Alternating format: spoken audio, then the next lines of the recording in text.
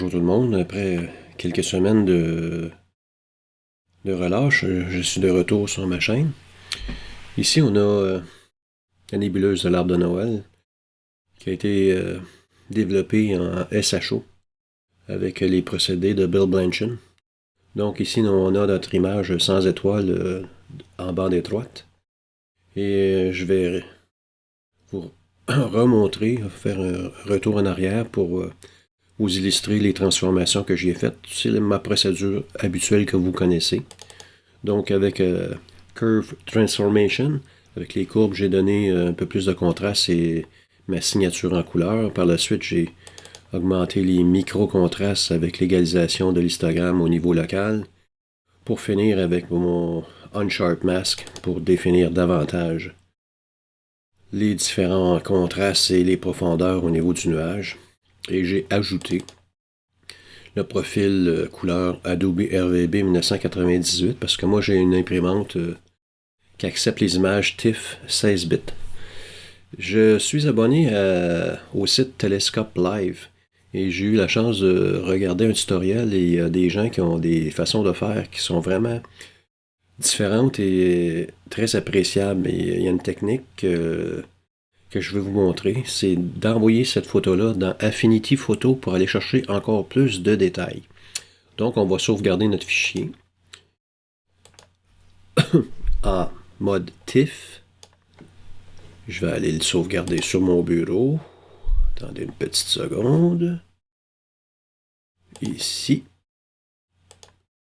Et je vais avoir un TIFF 16 bits. Et voilà, ma copie est envoyée sur le bureau. On va ouvrir Affinity Photo.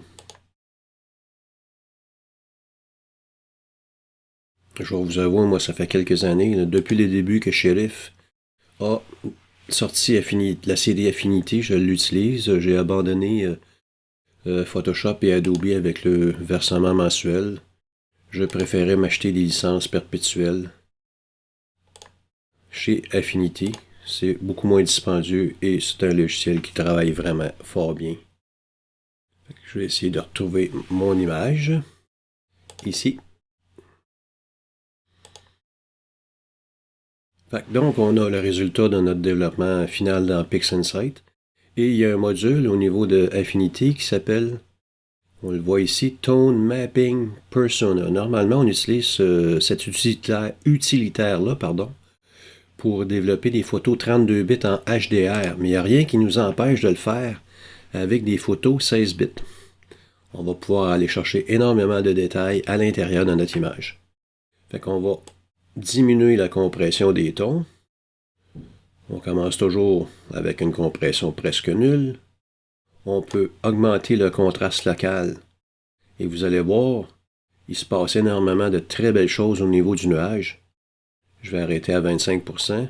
Je peux même souffler un peu mes tons pour éclaircir le tout à 5%. Et on va appliquer ces réglages-là à notre image. On est parti d'une photo qui avait l'air très bien au niveau de PixInsight, mais on peut souffler davantage les détails. Évidemment, si on s'en va en mode épreuve 1 pour 1, la compression des tons fait en sorte qu'on a augmenté le bruit. Mais à travers la suite d'Affinity ou de Photoshop, les modules de Russell Crowe sont accessibles. Donc on peut retirer le bruit de notre image avec Noise Exterminator. Et voilà, on a une super de belle photo. On est revenu avec la même clarté.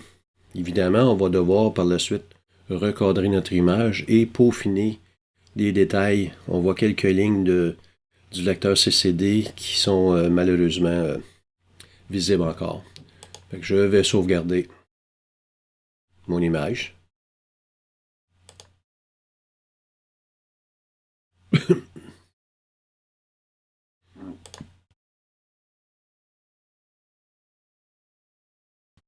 Et voilà.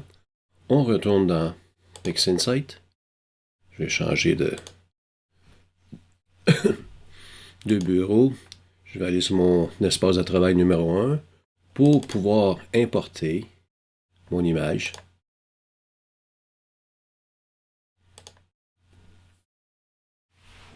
Dans PixInsight. On a le résultat ici. Je vais me faire une copie avec le procédé Pixelmatte ici pour l'appeler sans étoile. Oups, j'en avais déjà un. Fait que je vais l'effacer ici. Et je vais renommer ma copie pour sans étoile.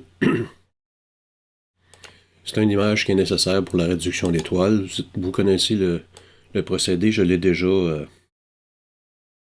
utilisé dans un autre tutoriel. Donc, je vais envoyer cette image-là ici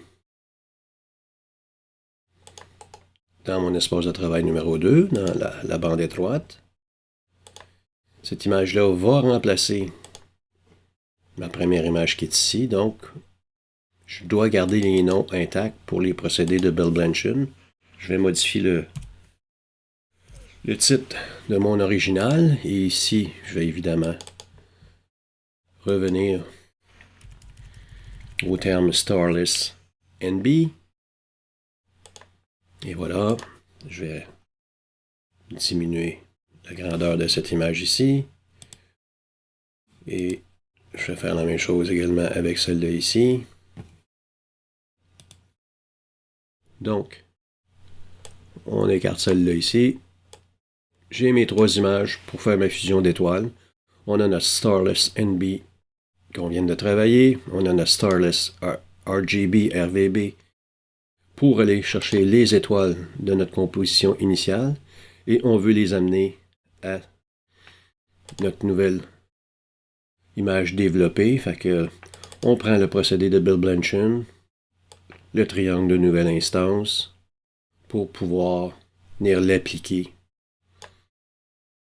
Et maintenant, le procédé va s'exécuter dans quelques secondes.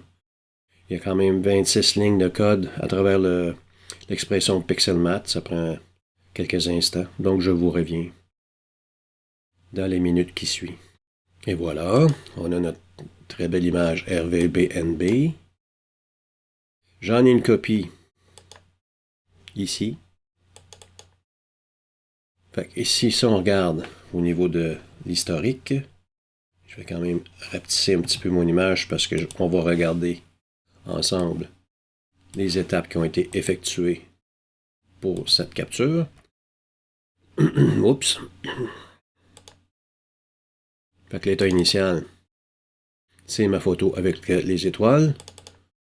On a fait la réduction d'étoiles avec les procédés que vous connaissez. J'ai fait un changement, une rotation à 90 degrés. J'ai ajouté mon profil pour ajouter le profil couleur Adobe RVB et j'ai modifié mon nom pour le recadrer et le peaufiner une dernière fois dans Photoshop ou dans Affinity Photo. Vous voyez ici, il faut recadrer et il y a une petite ligne de CCD dans le haut qui a été corrigée. Si on retourne dans Adobe Affinity Photo, et que je viens chercher